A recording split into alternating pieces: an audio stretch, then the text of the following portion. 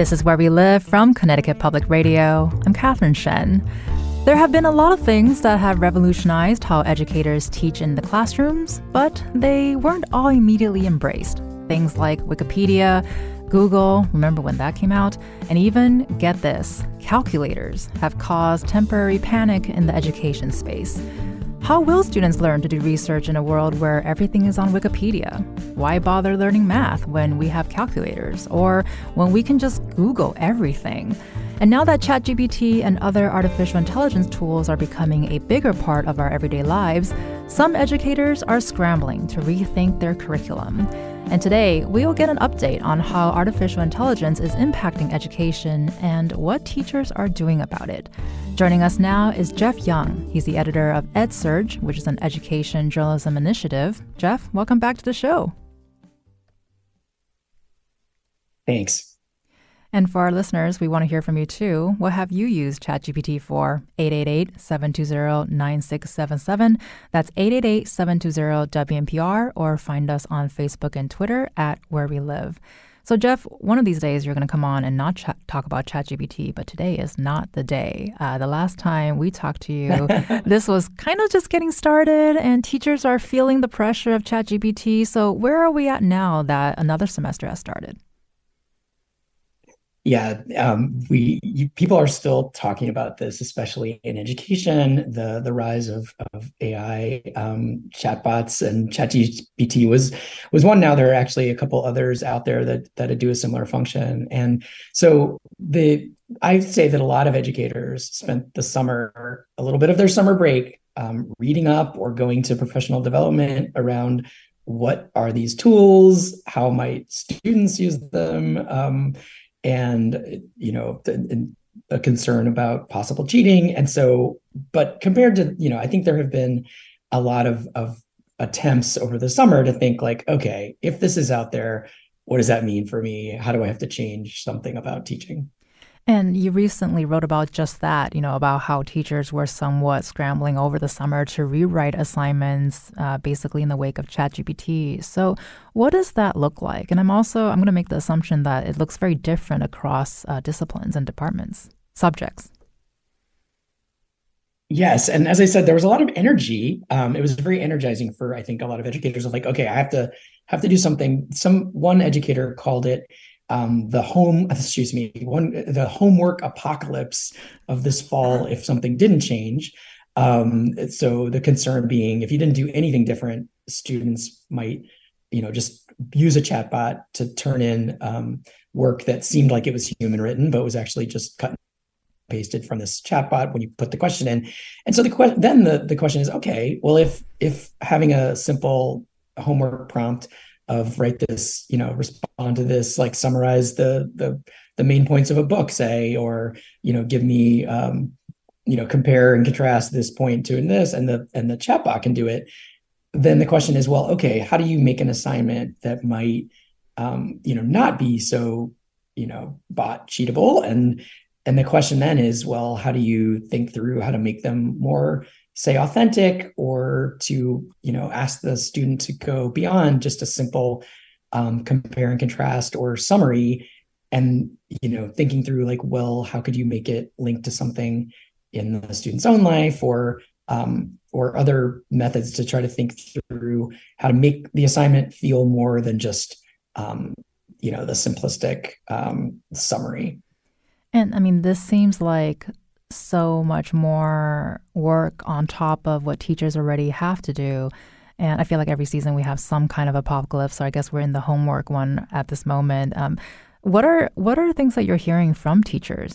Are they having to really rethink? Like you mentioned, they are energized to do the rethinking, but when it's reality, how has that been like? Yeah, I think there's different approaches that people are taking. In some, I'm hearing that that the educator, either at the K-12 or at a high school or college level, are actually sometimes engaging with their students and saying, "Look, we all know this is out there. Here's my intention. So here's the suggestion of like, let's work through this together and be on the same page." And so in that way, I'm hearing that like one way to make a little less work for the educator is to actually try to enlist the supported the students and basically being honest with them about like, we're going to try this, and if it doesn't work, or but I think there is a certain amount of labor involved with thinking through, even if the change to the assignment is, okay, have the chatbot draft the first paragraph and then send me that paragraph and then your critique of that paragraph, say, as the student, so that the student is showing their humanness and their what they've learned in the mix. And in some cases, it is we're seeing professors and educators think through, maybe I should do a project-based thing instead, and that would take a lot more work. So it does, I'm sure, depend on how much time some teachers have had to really to do that change. Right. And I can imagine if there are certain classes that are being more impacted by AI tools than others, because we've been talking about, writing essays and whatnots, but I'm also assuming that certain classes, they don't really have that. So are there certain classes that are more impacted by AI than others? Yeah, we're certainly hearing that, just like there are probably going to be more industries in the world that are impacted by ChatGPT than others.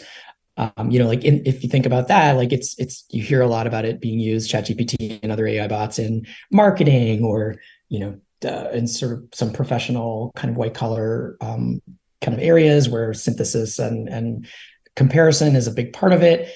Therefore, things like writing classes or similar kinds of tasks done in any class. If you have a humanities class where there's a lot of essays, that is going to be more impacted than, like a hard science class, for instance.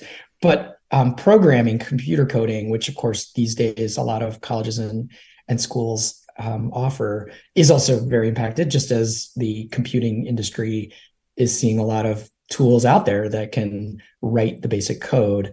And so if that's possible for the professional, it's possible for a student to use the tool and turn it in as their own work.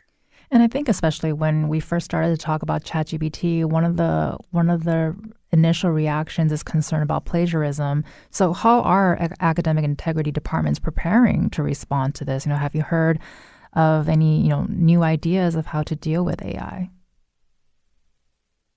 Yeah, it's interesting because in some ways, at first there were a lot of, concerns to the level of like banning the tool completely. And we saw after the release of ChatGPT, pretty soon after, the New York Public Schools like announced that they would block it. But they've actually done an about face since we last talked, and they now have sort of said, okay, we're not going to block it. In fact, we'll have options for educators to use it if they think it's appropriate. So I think there has been at college and schools a lot of let the teacher decide, because it is out there in the world. And so you see places like Harvard University have sample languages from their teaching center where here's, what you could say on your syllabus if you want to say you're not going to embrace it at all. Here's a way to write the policy so that you're saying to your students, I am not going to, I do not want you to use ChatGPT. If I sense that you're using it, you're in trouble.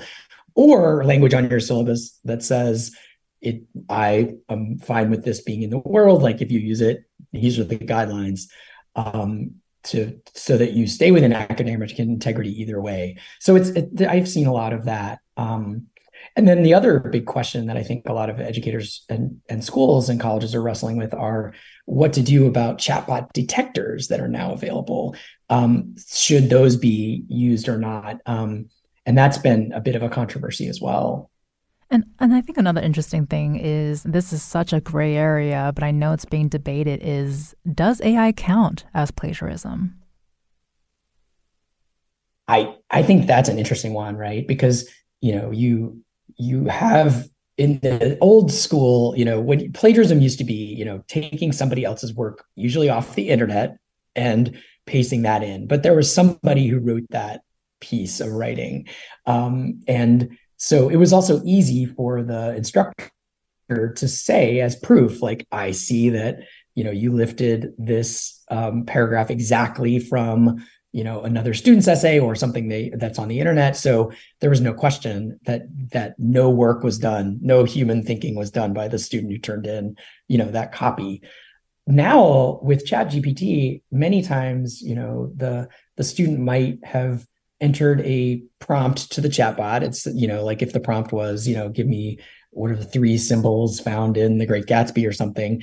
And then the chatbot spits out something, but it might be clunky. And then if the student revises it themselves or adds to it, or then even says like, okay, I see there you gave me 5 or 3, but what about if what symbols then also represent this other idea? And the student, by even asking the chatbot, is kind of, being a little bit creative in partnership with the chatbot. So is that the student's work? Is it who even owns that, copyright? Who created that idea? If it ends up being very quickly really a collaboration between the computer and the human. And so I think with this conversation too, there's so much focus on, stopping students from either, if you want them to stop using ChatGPT, that's part of your thing, or stopping them from plagiarizing or cheating. And I'm wondering if this actually speaks to a deeper systemic problem regarding sort of overload of homework and also about student disengagement. Do you think that's related? Well, we have been reporting on that at EdSurge a lot these days and have done a couple episodes of our podcast about it. It's students, we're hearing, especially at the college level, and definitely hearing it a little bit at K-12 as well, is since the pandemic, all that time spent on remote learning or, not having, being on a Zoom class, but not even being required to have your camera on, and just developing some habits that were pretty disengaged, I think has exacerbated something that students have, of course, like, even probably when we were students, there were moments where you're like, do we really have to know this? Why do I have to learn this? So there's always been a little bit of that, like, convince me that this is important. But I feel like the times that we've all been through in these last few years have created a real challenge for educators, even before ChatGPT came on the scene.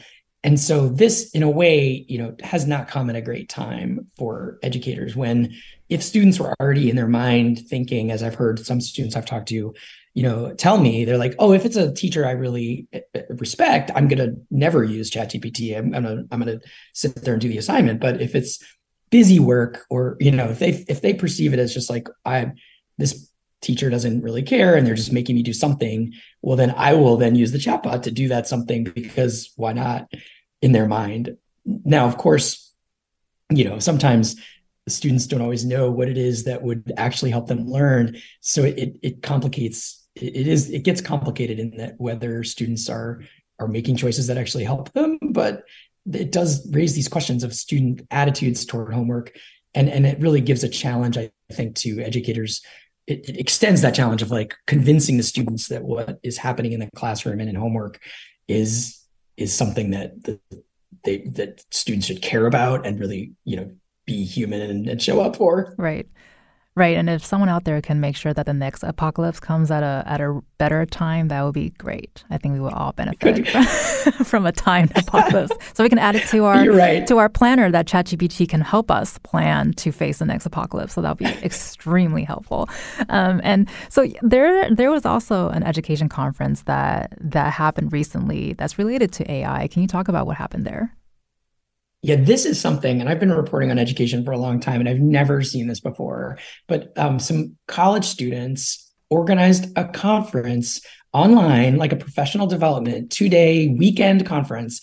And it was some students at Stanford and a couple of universities in Illinois who basically went out. These were largely grad students, but some were like fresh out of undergrad.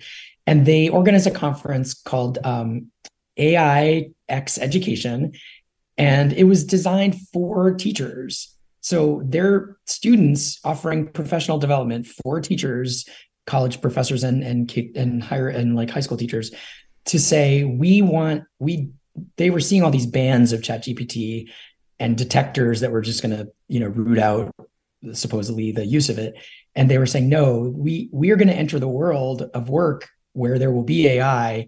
So we want you teachers to at least know what it is. So they organized this conference. They got some really high profile guests to come and speak and give keynotes, including somebody from Khan Academy, which has experimented with AI, and with a professor from Harvard who's a really noted scholar on technology and education. And they had them come on and give these sessions for teachers about like, this is what AI is. We encourage you to try it.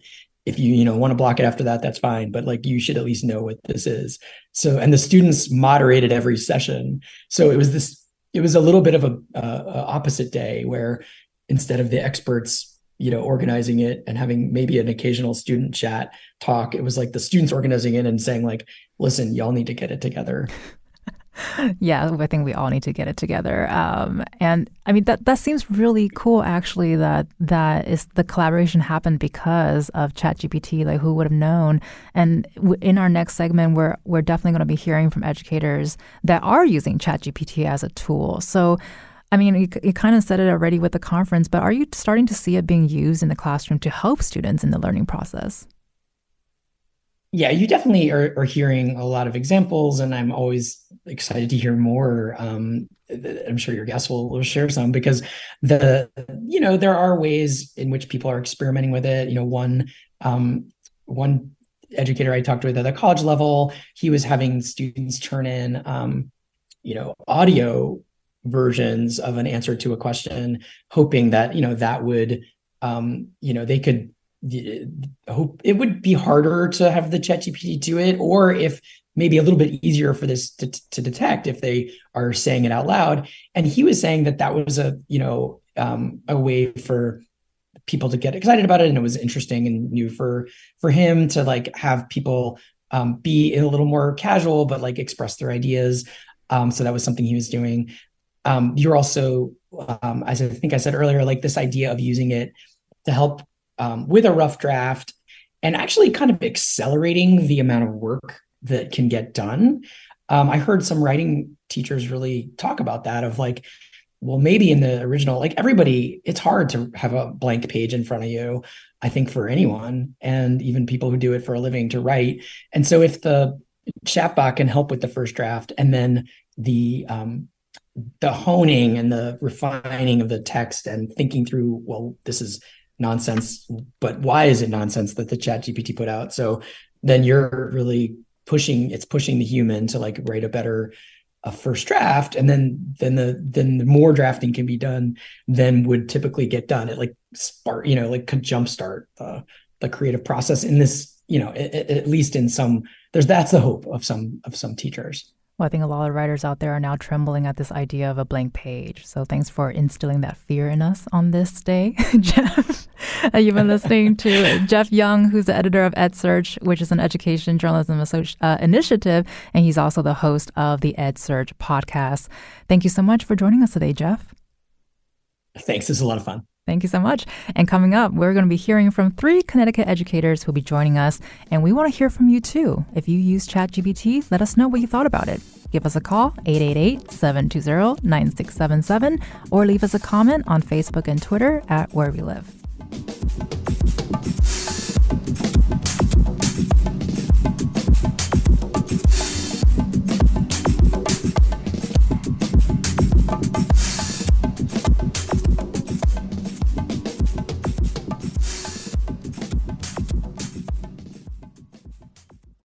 This is Where We Live from Connecticut Public Radio. I'm Catherine Shen. Good morning, dear listeners, and welcome back to another exciting episode of Where We Live. I'm your host, Catherine Shen, and today we're delving into a topic that's been buzzing through the halls of academia, the tech industry, and beyond. That's right, we're talking about the dynamic and ever-evolving relationship between artificial intelligence, education, and the age-old issue of plagiarism. And a quick note to our listeners, ChatGPT actually wrote that introduction. Did it sound like something we'd say, or did you feel like something was off? Joining us now are 3 educators working to tackle and work with AI in the classrooms. Tom Deans is a professor of English and director of the University Writing Center at the University of Connecticut. Erica Strong is a literacy coach at Lebanon Middle School. And John Allen is a social studies teacher at Putnam High School. Thank you, all of you, for being with us today. Happy to be here. Thank you for having us. And for our callers, you can give us a call, 888-720-9677, or find us on Facebook and Twitter at Where We Live. So Erica, I want to start with you. You were an English teacher before becoming a literacy coach. So would love to know, what was your reaction when ChatGPT really started to become a part of the conversation? And what did you think about my introduction? I thought the introduction was very well written. So good job. Yeah, I mean, right away, it was presented to the staff I have at a faculty meeting. And it was really scary to think that, how are we going to be able to detect this, and what are we going to do? And I know a lot of us were very concerned about, do we have our students handwrite everything? Or are we going to have to turn off the Wi-Fi when they're taking, a test or writing an essay? And so the initial reaction was pretty negative, I would say. And a couple months has happened, or, we've gone into this a little bit more as the year have gone by, and we have a new semester just now. So have your conversations with other educators changed, or were they kind of the same, or what are you sort of hearing right now? So, I think the trend and what a lot of educators are trying to do is really, honestly assume that every kid is using this, or if they aren't using it, they know about it. So I think it's important that we're all, and a lot of us have talked about, on the same page, that, we need to show the kids we're using it, and we need to embrace that it's a part of our, society. It's another norm. So how can we use it to raise the level of what we're teaching and to really improve our practices? It's great that, we are required, to write a lesson plan that's pretty tedious, but why not use something like this to help us with those menial tasks, so that then, we can do what we're there for, to deliver the instruction. So with our kids, we can have them write a summary, or we see a summary on GPT, and then go ahead and raise the level of, their thinking skills, and, think more critically. And so, it's I think, shifting the viewpoint of it being, the end all be all plagiarism, to how can we use it to make our kids think more deeply and more critically. And Tom, with what Erica just said about how this is really becoming the norm, you've been thinking about AI for a while, so you weren't as surprised when ChatGPT was first released. So what was your reaction when it came out? Well, I think in general, the trajectory Erica mentioned among faculty at a place like UConn was pretty similar when ChatGPT came out. What are we going to do? How is this going to really disrupt in a bad way what we're up to as a university? And now we are at a place, I think, where most faculty are thinking in that same spirit of, okay, how do we work with this tool? But you're right. I got a little bit of a head start on this because I was kind of recruited into it by a colleague in engineering who came into the use of these large language models like ChatGPT before ChatGPT came out, when we just called it GPT-2 and then 3 and now 3.5 and 4. And he used it thinking about students who are neurodiverse, and had written a grant to the National Science Foundation saying, how might we use this tool and other tools to support more neurodiverse graduate students, even in the STEM disciplines? And so that was Arash Zaghi. He introduced me to thinking about this in ways that I hadn't. And that's continued to be a kind of theme, which is that how might this play differently to the strengths of different students? And along those lines, you've also been offering seminars and workshops so professors can better understand how ChatGPT works. So can you talk about some of those conversations that you're having with your colleagues, at the college level about ChatGPT? Right. So some of my work in the Writing Center is not just working with students, but it's working with faculty across the university who may be teaching biology, who may be teaching public policy, who may be teaching all kinds of things. And so we've been thinking in some of the directions you talked about with Jeff, which is, how might you redesign your assignments to be more contextual, to be, in some ways, that might be more personal, but that might be just more contextual to your course or to the lectures you've been giving. And those kinds of rethinking of the assignments, I think, have been pretty exciting and reinvigorating. Don't give the same old assignment that you've perhaps been sort of recycling for quite a number of years in this new environment. That might be something that you would rethink. But it's not a matter of just doing that evasively. It's usually getting back to what makes a good assignment, something that's really relevant, that the students are motivated to do. As Jeff also said, when students are more motivated intrinsically to learn what's in front of them, they're less likely to turn to tools to do things they're thinking for them or they're writing for them. So we've also mentioned about teachers feeling a sense of fear in sort of the high school, middle school, elementary school level. Is there a lot of trepidation among professors about it at the college level, Tom? I don't know if trepidation's exactly, certainly some of my colleagues in the English department, for example. I think there's the full range. I've got one colleague who's been teaching a course called Writing with Algorithms for years now. So he's clearly comfortable with this because he's been teaching in this direction for a long time, thinking about how people have been writing with algorithms since the 1960s with different kinds of computer software to even make things like literature. And then there are some faculty who really are don't have experience enough with this, so that we fear what we don't really understand. So when I go to talk to faculty, the first thing I usually say in a room, and I just did this the other day, was, how many of you have actually either fooled around with ChatGPT or use it regularly?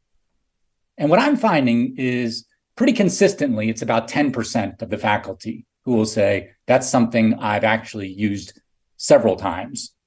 Most of them will have said, I tried it once or twice when the hype came out and I haven't touched it again.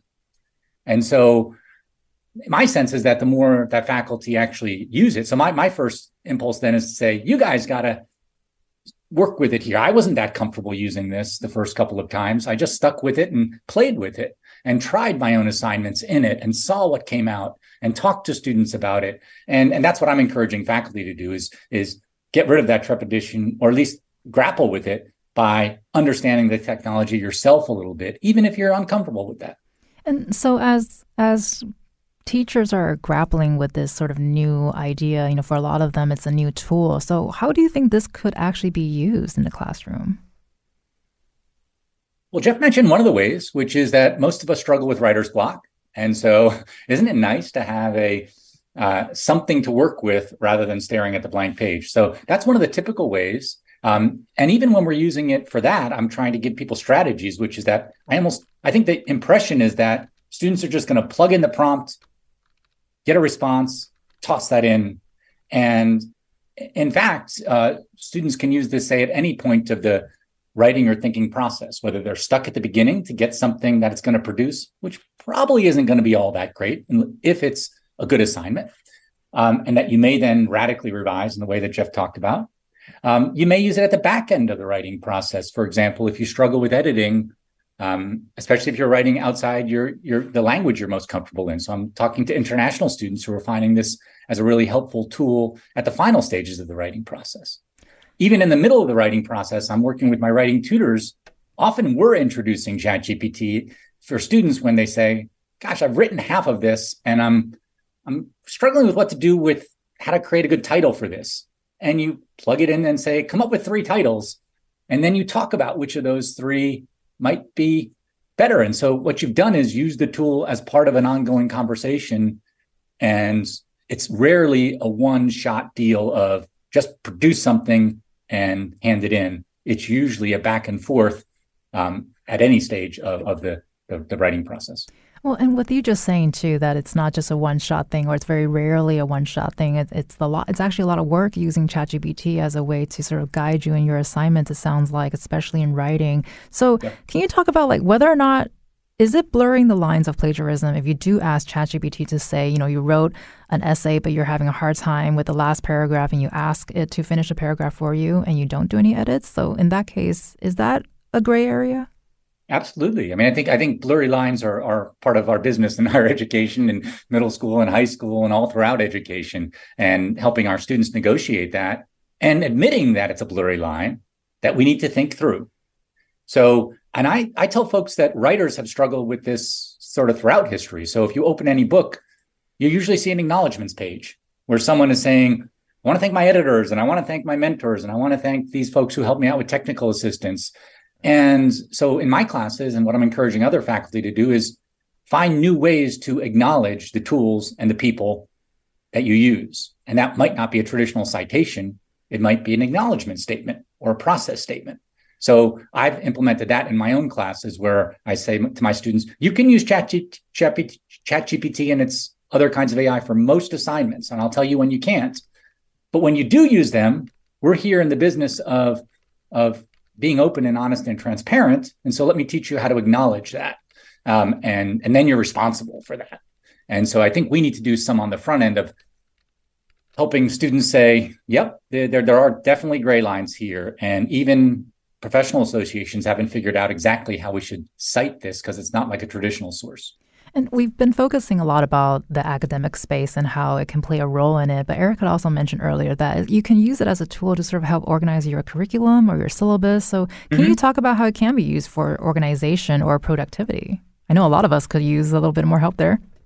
Yeah, I was talking to a graduate student the other day, and he said he struggles just with all the demands of graduate school, and that usually involves big writing projects. And he said what he does is sometimes plug in to ChatGPT saying, I've got this seminar paper due in 5 weeks, and I know I've got these other constraints on my work life and others. Come up with a writing plan, and ChatGPT will lay out a writing plan, and it might not be the perfect plan for you. You might need to adjust it, but it will do some of the things you could do in an analog way, which is just mapping things out in your planner.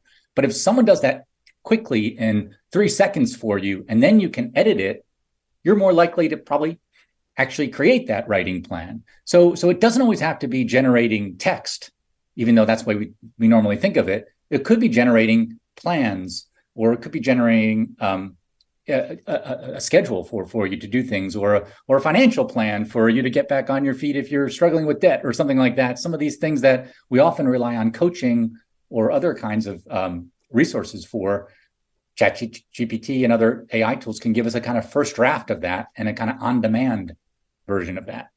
And Erica, would love to have you respond to what we've heard from Jeff. Obviously, we've covered a lot of ground, but you've been tasked with sort of thinking of different ways that teachers can use ChatGPT as a tool. So what does that work look like? And what does using this tool in the middle school space look like? Kind of like it's been said, but, our students know technology better than we do. We've been around for longer, but these kids can do so much. So I think really teachers can use it to be more engaging. I mean, if a student has not seen ChatGPT yet, like I would love to just show them and see their eyes and see how, just amazed they'll be. And so, I think that teachers can really use it to their advantage of showing, like, I'm going to show you how to do this. I'm going to show you how to write a summary. And, then you can compare those two and evaluate the claims that one is making or what evidence could support this. So I would think, at a middle school level, you have that piece, as well as, I know we talk a lot about the writing, but, I have a wonderful colleague who talked about, his daughter working in, higher level courses in math, and that this can serve as a personal tutor, for those classes that maybe they're struggling with at home at 8:00 at night where a teacher is not accessible. So I think, there's a lot of things that we can tell our students about to use, as well as for ourselves when we have, things that we need, to do for our classroom or for our practices. When I say that too, we have students right now who have learning loss to the point where a teacher is responsible for teaching students at a 1st, 4th, and 7th grade reading level. And within seconds, you can take an article or a text, put it in ChatGPT and say, write this at a 5th grade level, and it will do that. So I think, again, it's just, realizing the tools that it can help us with, so that we can then do our job and spend more time differentiating and working with students, because like we've said, that apocalypse that we've dealt with, we're still recovering from. So what can we use this for so we can do the hard work that we're, trained to? And John, I want to bring into this conversation. You teach civics at Putnam High School. So what does using this as a tool in a civics class look like, and does it help with the learning process? Yeah. So I would say, just to clarify, I'm in the experimentation phase with ChatGPT. In my department this week, we actually, during our meeting, we played around with some other AI tools like Magic School. Mm-hmm. And similar to what Erica said, one of the things that I definitely am going to be using this year when I discovered this was that you can differentiate articles. And for me, I'm going to be using a lot of current events in civics. And so that's all new information coming out. And so to have that tool that I can put stuff through, I think will be super, super helpful for me. And so go for it. No, go for it. One thing that I want to say too, that I don't know has really been said yet. And this goes back to what was said earlier, so I apologize. But when it comes to like the fear of this, at first, I'll admit I was more of a Luddite. I was afraid of this idea because it just seems like it's very, very easy to plagiarize. I kind of feel like good teachers really know their students. So you have if you have an understanding of how your students write and you've given them so many writing opportunities throughout the year, which, in social studies and in English, I think that happens, every day. You can tell when the words are not their own, and you can easily kind of figure that out. I really feel like this whole topic comes down to, can you intrinsically motivate students to do their best work that's authentic to them? And if they're using tools, that's great. But you do I do feel like good educators will have that part of it where they're going to, inspire their students to do their best work. That is their work. And I know you're in the experimental phase, but I still want to ask you, as a civics teacher, have you adjusted your curriculum so the material stays up to date and your assignments are a bit more ChatGPT proof? I mean, you did mention that you use current events. I'm assuming that it's very up to date. Yes. Depending on where we are in the school year, absolutely. My class for civics changes every single year. So I'm sure as the primaries start to happen, we're definitely going to be talking a lot about that. And hopefully as things happen, like when that season starts up, every day there's something new. So I hope that my assignments are going to reflect that. Last year, I was thinking about this the other day. Towards the end of the school year, we did something on the debt ceiling, and it was very, very current. So I think some of the current events are a lot harder for ChatGPT to use. Doesn't mean that you can't use it for idea creation and that kind of thing. But yeah, I definitely I try to reflect whatever is happening. We're hearing from our panel of educators, Tom Deans, who's a professor of English at UConn, Erica Strong is a literacy coach at Lebanon Middle School, and John Allen is a social studies teacher at Putnam High School. They'll be staying with us about using AI in the classrooms, and we want to hear from you too, especially if you're a student or a teacher. Let us know if you've used ChatGPT and tell us about your experience at 888-720-9677 or find us on Facebook and Twitter at Where We Live.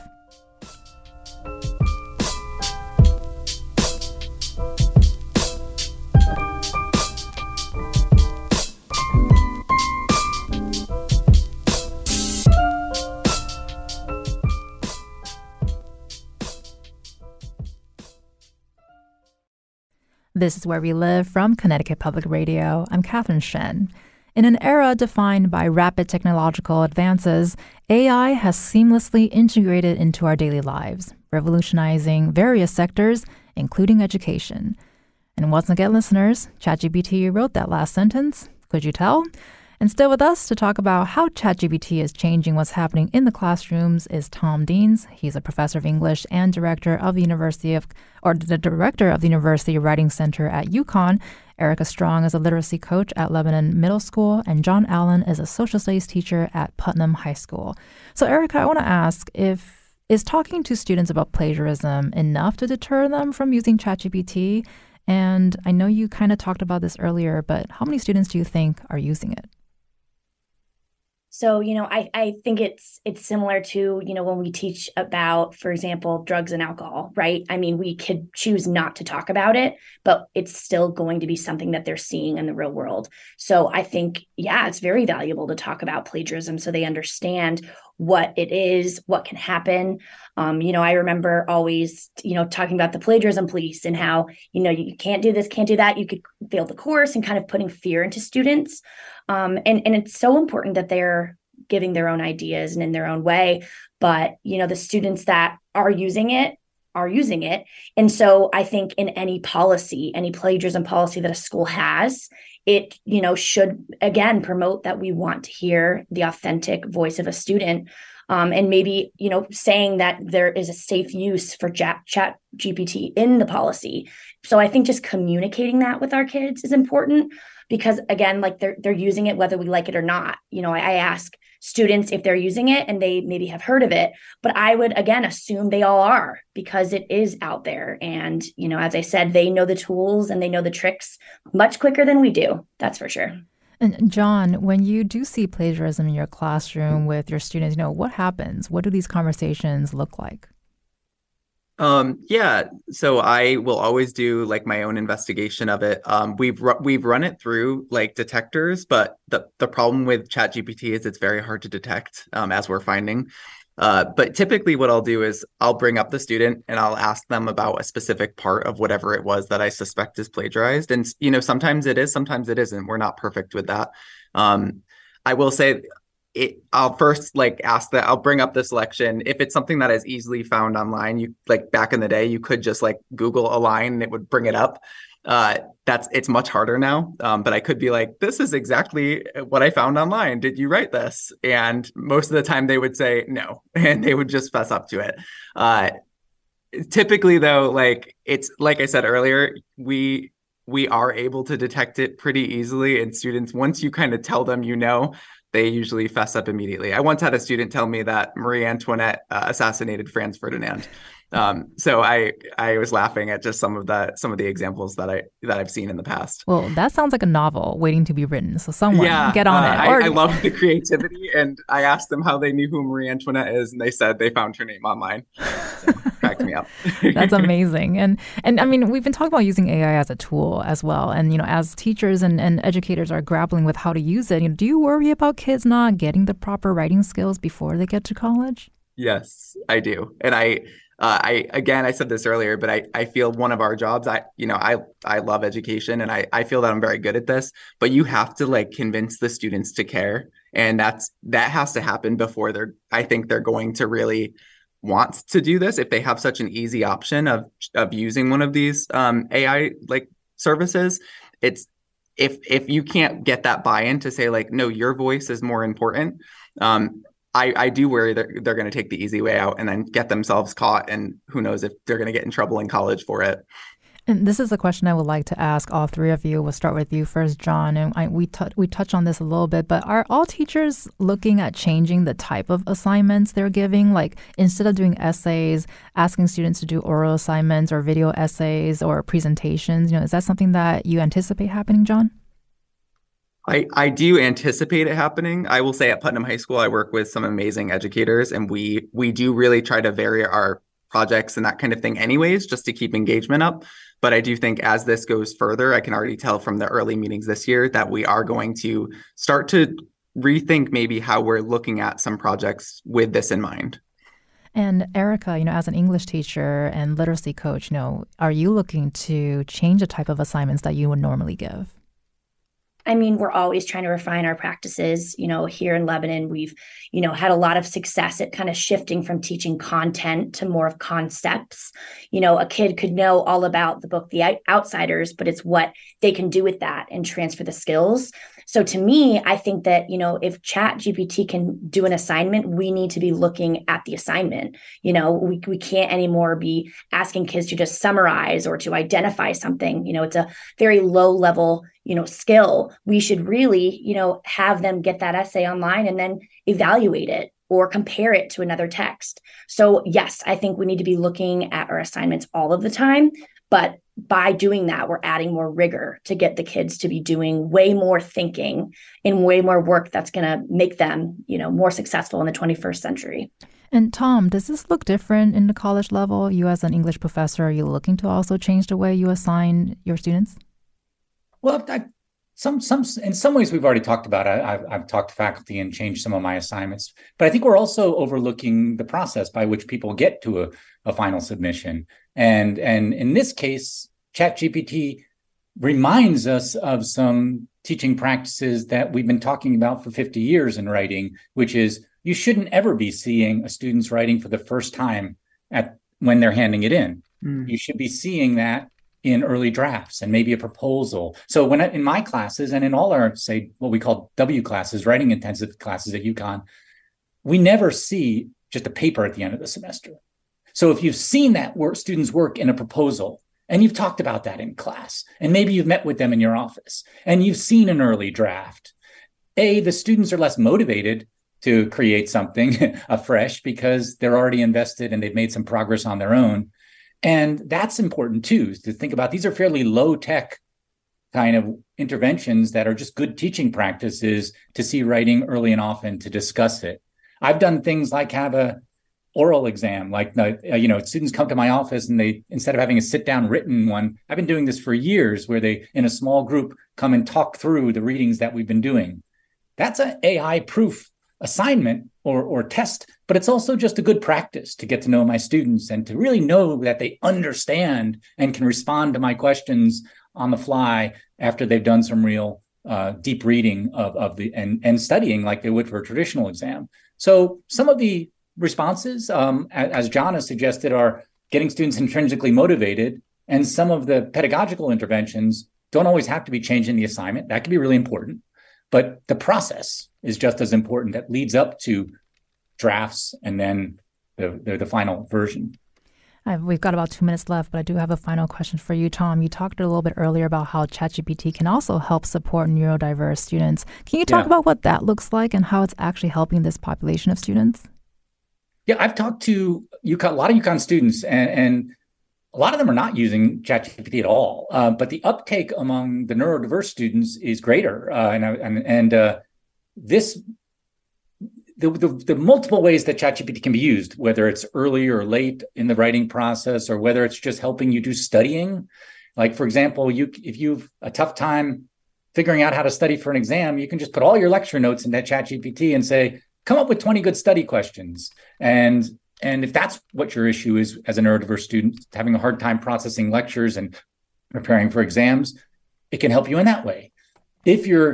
If you say perhaps have ADHD or dyslexia and you have a really hard time producing that first draft, but you're much better at revising it once it's there, you can use it in the ways that Jeff talked about in the opening about dealing with that first draft syndrome. So the pliability of how students can use this tool is helpful for students customizing it to how they learn.